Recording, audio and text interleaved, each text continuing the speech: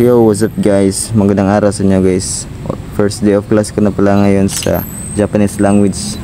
Yung eskwelahan namin doon guys, nandun sa Capitol sa Cebu City, sa Golden Gateway, Eagle 1 building. Hey guys, tara guys, pupunta na tayo. Okay guys, bisikleta lang pala gamit natin guys para iwas traffic. So may park lane lang pala ako ng boarding house guys.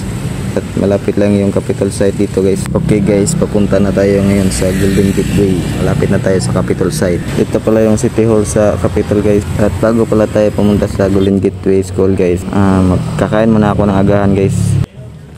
At yung pinili kong ulam guys ay ang palaya para iwas tayo sa diabetes. Kain muna ako guys. Okay guys, tapos na akong kumain. Ito pala yung dalawang kasama ko guys, yung naka-blue na bag at katabi niya. Sa San Eco Company pala kami guys sa Japan.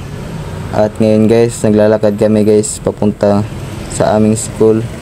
Kasi first day of class namin ngayon guys. Pupunta kami sa Eagle 1 building sa Golden Gateway. Ito pala yung building school namin guys, Eagle 1 building. At guys, nakapasok na nga kami guys. At pagpasok namin guys, nag-greetings pala kami dito sa guard at mga teacher or sensei na Ohayo gozaimasu o good morning. Dapat batiin mo lahat ng makasalubong mo guys ng Ohayo gozaimasu. Kung sa English pa ay good morning. Sa tanghali naman guys at hapon, yung sasabihin mo ay konnichiwa. Kung sa English pa ay good afternoon. Pag sa gabi naman guys ay konbanwa. Sa English ay good evening.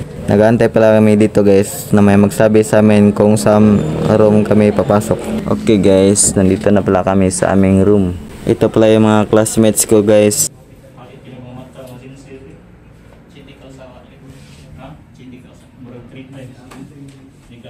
Ito pala yung dalawang kasama ko guys sa San Eco Company.